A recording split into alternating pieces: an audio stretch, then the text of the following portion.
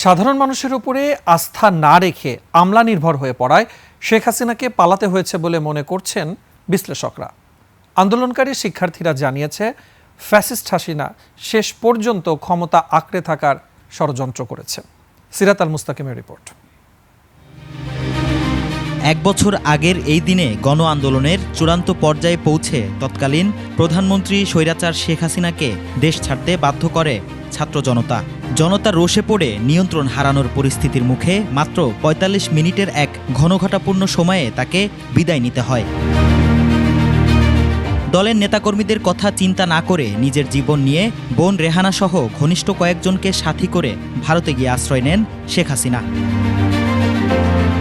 ৫ August সকালেও কেউ বুঝতে পারেনি কি হতে যাচ্ছে।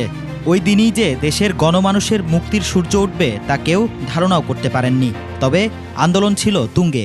আমরা সবাই আসলে দিনের শুরুতে এমন অঙ্গীকার নিয়ে বের হতাম যে হয়তো আমাদের যদি যান চলে যাবে, কিন্তু আমাদের এবার যেই প্রত্যয় নিয়ে আমরা বের হয়েছি, যেই অঙ্গীকার নিয়ে বের হয়েছি, সেটা আমরা ইনশাল্লাহ বাস্তবায়ন করবই। তাদেরকে তোয়াক্কা না করে বের হয়ে আমরা রাজপথ ধরে আমরা সোজা গণভবনের দিকে আগাতে থাকি যে আজকে আমাদের চূড়ান্ত বিজয় আমাদের আনতে হবে, ধরে আনতে হবে যেভাবে হোক। বিগত ১৬-১৭ বছর যেভাবে আমরা যে স্বৈরশাসকের আমলে ছিলাম, সেটা মানুষ হঠাৎ এভাবে পার করবে বা হঠাৎ এভাবে আসলে আনন্দের মধ্যে মেতে উঠবে, এটা আসলে কল্পনাহীন। আম জনতা যখন একত্র হয় তখন আমরা এই সুখবরটি জানতে পারি যে হাসিনার সরকার পলায়ন হয়েছে এবং আমাদের দেশ নতুন করে স্বাধীন হয়েছে। রাজনৈতিক বিশেষজ্ঞের মতে শেখ হাসিনার পতন ও দেশ ছেড়ে পালিয়ে যাওয়ার মূল কারণগুলোর মধ্যে অন্যতম নিজের দলের নেতাকর্মী ও সাধারণ মানুষের সাথে দূরত্ব সৃষ্টি করে সরকারি আমলাদের উপরে আস্থা।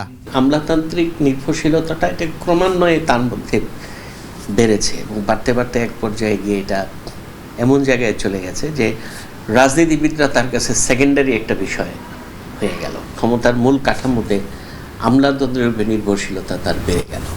৫ আগস্ট এখন শুধুমাত্র একটি তারিখ নয়, বরং এটি দীর্ঘ ১৬ বছরের নিষ্পেষণ আর বাংলাদেশের ইতিহাসের সবথেকে ভয়ঙ্কর স্বৈরাচার পতনের ইতিহাস।